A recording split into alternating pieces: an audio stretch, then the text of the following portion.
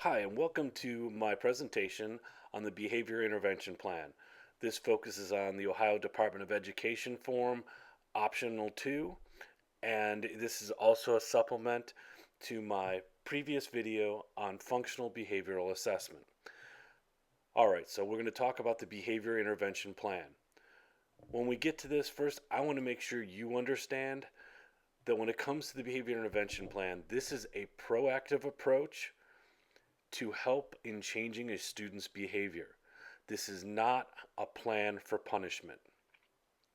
The purpose of the behavior intervention plan is to ensure the educational environment is supportive to learning and to teach the student what to do instead. We're going to try to replace the behaviors that we find to be a barrier to the student's education. Once again, you can find this form on the Ohio Department of Education's website, and we'll go through this step by step. This is just a form. Classroom management and discipline is a whole nother approach. However, if you have to do a formal behavioral intervention plan and functional behavioral assessment, these are just some guidelines on what needs to be completed.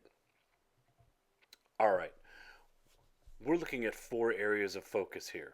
What we want to do is the adjustment of the environmental factors, things that we can control, things that we can manipulate to help reduce the occurrence of behavior. We want to decrease the behavior from interfering in our lessons and interfering in student learning. We want to make sure the student is taught replacement behaviors. And we want to strengthen the student's existing skills or positive behaviors. Out of all the approaches in special education, this is an extremely highly collaborative problem solving process. I say that simply because when you're writing an IEP, you're planning for things that are going to be happening that are good. How are we going to make the student more independent? How are we going to make them a more proficient reader? When this particular collaboration is being implemented, crisis is definitely taking place. There's definitely something going on that needs to be addressed, and it's causing stress to the student, the family, and the classroom process. All right, when we get started with the behavior intervention plan, the first thing they look at is the behavioral background information. And this is where you're going to take a lot of the information that we discussed in the functional behavioral assessment, or the FBA.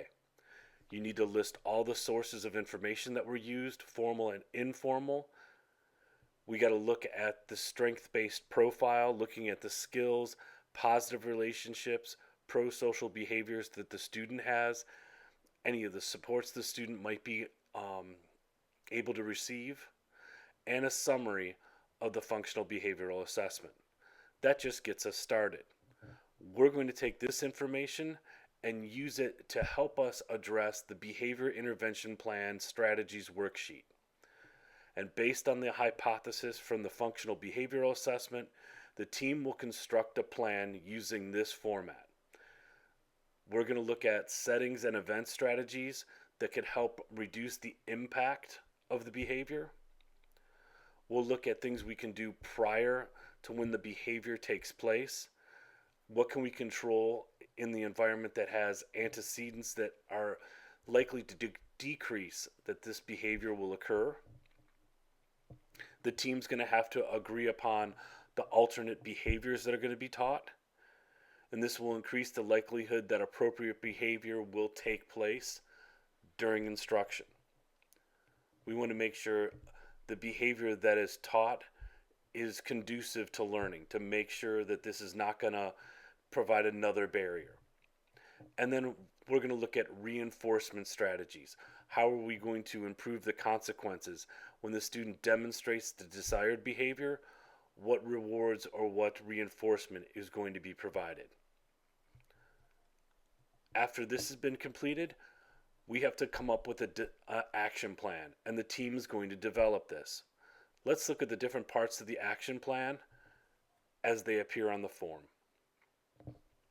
So, what are the interventions and skills that we're going to use to address this student behavior? We also have to look at the who is going to implement this plan.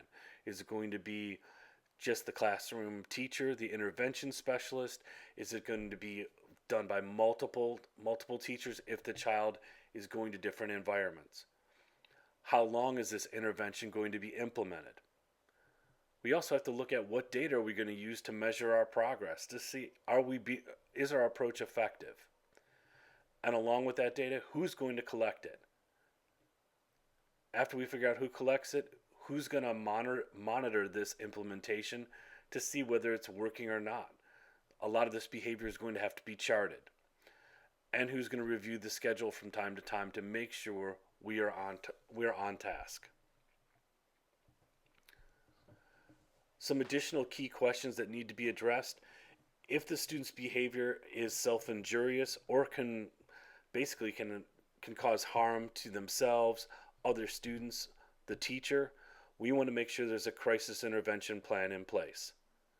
And if this behavior is there, what are we going to be doing to protect all parties that are addressing this behavior?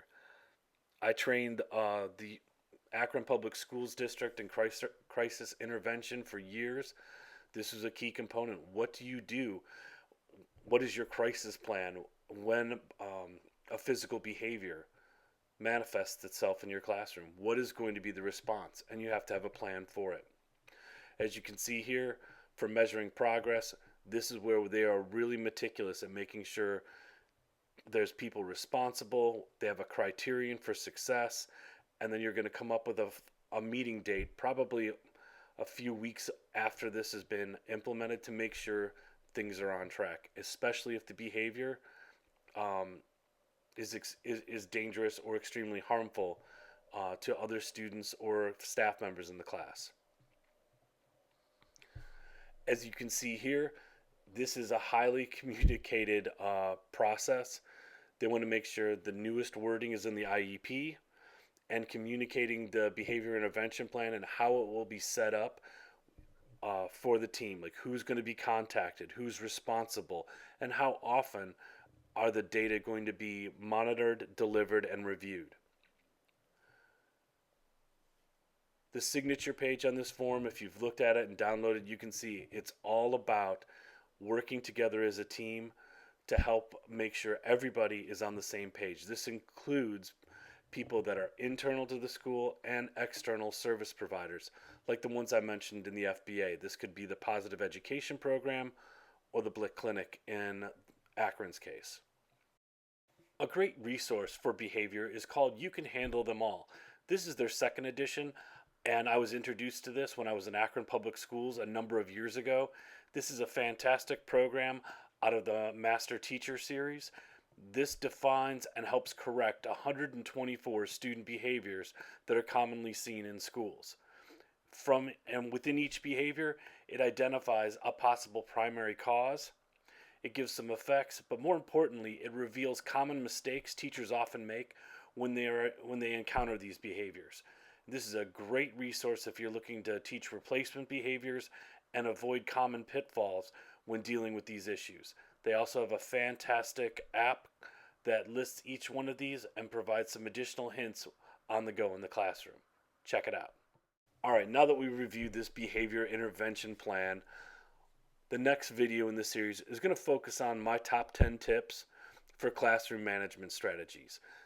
Now we're going to get into, now you've got the formalized approach, but what can you do day by day so it doesn't get to the point where you're going to have to conduct a functional behavioral assessment and a behavioral intervention plan. If you're in my classes, make sure you take the corresponding quiz to these videos. If not, thanks for watching. Hope it helped. Good luck.